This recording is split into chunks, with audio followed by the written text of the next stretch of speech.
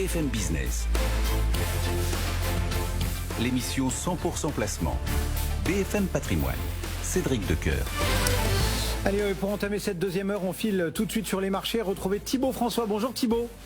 Bonjour Cédric. Merci de nous accueillir chez Fastia Capital pour lire un petit peu cette première séance de la semaine. Bon pied, bon oeil. Ouais, c'est pas mal, hein. C'est pas mal. 1,33 de hausse pour le CAC 40, 6640. On se rapproche des points qui avaient joué le rôle de barrière ces derniers jours, 6650, 6700 points. Pas facile à franchir. Le marché monte bien ce matin parce qu'il y a quelques espoirs venant d'Ukraine.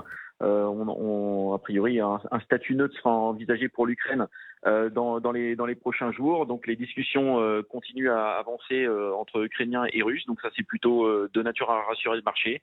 On a un marché de taux qui se met qui se normalise, on va dire. Les taux continuent à monter tranquillement sur l'OAT. On est pratiquement à 1,05 actuellement sur l'OAT. Le Brent forcément reflue un petit peu, perd 4% autour de $116. Et donc on se retrouve avec un palmarès ce matin sur le CAC 40 qui est assez classique. Les taux montent, donc on a les banques et les assureurs qui remontent et qui en profitent. Société Générale gagne 3%, les bancaires en règle générale gagnent 3%, on a AXA derrière qui gagne 2%. Et vu que certains espoirs naissent du côté ukrainien, on se retrouve avec les valeurs un petit peu défensives, en tout cas liées à la défense qui chute.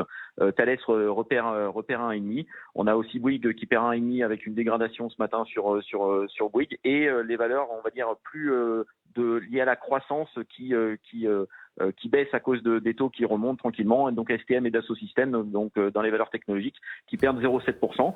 Un marché bien orienté qui revient vers les plus hauts de la semaine dernière, et donc ça c'est plutôt pas mal. Alors attention, les volumes sont pas dingues, hein. On est à moins de 600 millions d'euros d'échangés, mais en tout cas c'est un début de semaine très positif sur l'indice CAC 40.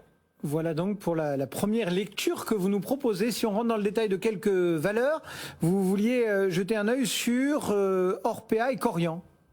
Oui, le secteur est toujours malmené.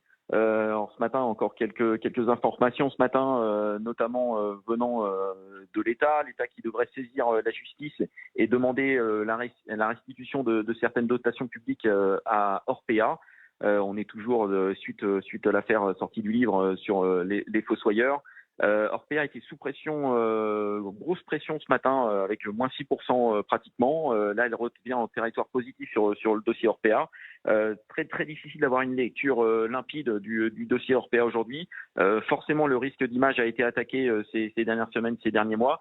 Même si la valorisation redevient intéressante, ça devient compliqué d'investir aujourd'hui sur le groupe Orpea, tant on n'a pas de visibilité aujourd'hui sur le dossier. C'est beaucoup plus facile aujourd'hui d'aller sur du Corian qui a notre aujourd'hui sur lequel on est plutôt bien positionné. Corian a déjà pris un virage RSE ces dernières années et a un risque d'image qui est beaucoup plus faible qu'un Orpea. La valorisation est aussi attractive sur le dossier Corian, donc on a une préférence sur le dossier Corian. En plus, il lance un premier plan d'actionnariat salarié qui va être lancé dans les prochains jours sur Corian. Ça va permettre aussi de voir si les salariés sont fiers de travailler dans leur entreprise. Ça a été lancé dans pas mal d'entreprises ces dernières années, et Corian lance son premier plan d'actionnariat salarié. Donc ça va être un résultat qui va être intéressant à suivre pour savoir si les salariés sont vraiment fiers de l'entreprise, et si c'est le cas, ça sera peut-être aussi un signal d'achat sur l'ensemble du secteur. Voilà donc pour ce dossier des maisons de retraite, et puis juste quelques publications, notamment par chez vous, j'ai envie de dire, dans l'Ouest, dans les valeurs de l'Ouest. Exactement, les valeurs du Grand Ouest qui publient cette semaine. On a 2 publications. Alors Helena Santé et Erige. Helena Santé, on reste dans le secteur médical et des EHPAD. Contrairement à Corian ou par exemple ou Orpea, c'est un groupe familial qui gère l'entreprise depuis le départ.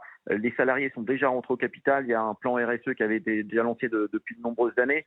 On a une visibilité sur le dossier qui nous semble extrêmement intéressante. La publication de cette semaine devrait confirmer les résultats de Helena. Les fondamentaux sont extrêmement solides. La valorisation est faible. C'est un dossier qu'on aime beaucoup du côté de chez Fastea. Et on a aussi Erige, rien à voir par rapport au niveau sectoriel. C'est l'ex VM Matériaux. donc dans la distribution de matériaux. Chiffre d'affaires qui avait été très bon sur le quatrième trimestre. On s'attend à des très gros résultats d'Erige. On a une bonne visibilité sur le dossier et en plus une valorisation qui est extrêmement faible. Donc ça se passe plutôt pas mal normalement en termes de publication sur le Grand Ouest pour cette semaine. Merci beaucoup Thibaut. Thibaut François donc depuis Faster Capital ce matin. Dans le reste de l'actualité, des négociations entre